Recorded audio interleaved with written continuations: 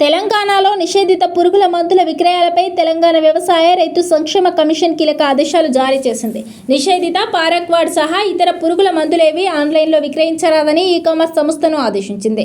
తెలంగాణ వ్యవసాయ రైతు సంక్షేమ కమిషన్ చైర్మన్ కోదండరెడ్డి వ్యవసాయ శాఖ అధికారులు ఈ-కామర్స్ సంస్థ ప్రతినిధులతో భేటీ అయ్యారు. ఆన్లైన్లో ఈ-కామర్స్ సంస్థల ద్వారా పురుగుల మందుల విక్రయాలపై ప్రధానంగా చర్చించారు. పురుగు మందుల వల్ల ఎదురవుతున్న సమస్యలపై చర్చించారు. కేంద్ర రాష్ట్ర ప్రభుత్వాలు ప్రజల ఆరోగ్యానికి హానికరమైన విషపూరిత పురుగుల మందులను నిషేధించాలని గుర్తు చేశారు తెలంగాణ వ్యవసాయ రైతు సంక్షేమ కమిషన్ చైర్మన్ కోదండరెడ్డి. ఇకపై ఈ మందుల్ని ఆన్లైన్లో విక్రయించొద్దని ఈ-కామర్స్ సంస్థ ప్రతినిధులకు తెలియజేశామన్నారు. వ్యవసాయ కమిషన్ సూచనలను పాటిస్తామని, తమ విక్రయాల జాబితా నుంచి నిషేధిత పురుగు మందులను తొలగిస్తామని ఈ-కామర్స్ సంస్థ కూడా తెలిపింది. తెలంగాణలో అత్యంత ప్రమాదకరమైన కలుపు నివారణ మందు పారాక్వాట్ను నిషేధించాలని వినతులు వచ్చాయి. వెంటనే స్పందించిన తెలంగాణ ప్రభుత్వం పారాక్వాట్ను నిషేధించింది. పారాక్వాట్ మందు తయారీ, అమ్మకాలు, నిల్వలు, పంపిణీ, వినియోగంపై నిషేధాన్ని అమలు చేశారు. ఈ పారాక్వాట్ తెలంగాణలో 90% పైగా రైతులు ఎక్కువగా వరి, పత్తి, మొక్కజొన్న, ద్రాక్ష, కూరగాయల సాగులో కలుపు నియంత్రణ కోసం ఉపయోగిస్తున్నారు. ఈ గడ్డి మందు ఉపయోగిస్తే తీవ్ర అనారోగ్య సమస్యలతో పాటుగా కొన్ని సందర్భాలు మరణాలు సంభవిస్తున్నాయి.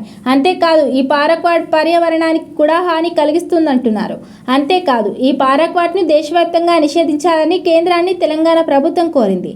ఇటీవల శాసనసభలో తీర్మానం కూడా చేశారు. ప్రముఖ నటుడు రాహుల్ రామకృష్ణ ఈ పారాక్వాట్ గడ్డి మందు చాలా డేంజర్ అని చెప్పారు. ఈ గడ్డి మందు కారణంగా తన కుటుంబంలో తీవ్ర విషాదం జరిగిందన్నారు. తన సోదరుడు పారాక్వాట్ అనే ప్రమాదకరమైన గడ్డి నివారణ మందు కారణంగా చనిపోయారని ఆవేదన వ్యక్తం చేశారు. ఈ గడ్డి మందుకు విరుగుడు కూడా లేదని, ఈ మందు శరీరంలోకి వెళ్లిన వెంటనే ఊపిరితిత్తులు, కిడ్నీలు, కాలేయాన్ని పూర్తిగా దెబ్బతీస్తాయన్నారు. ఈ మందు మార్కెట్ తో పాటుగా ఆన్లైన్ లో కూడా దొరుకుతుందని, ఇలాంటి ప్రాణాంతక మందును తక్షణమే నిషేధించాలని కోరారు.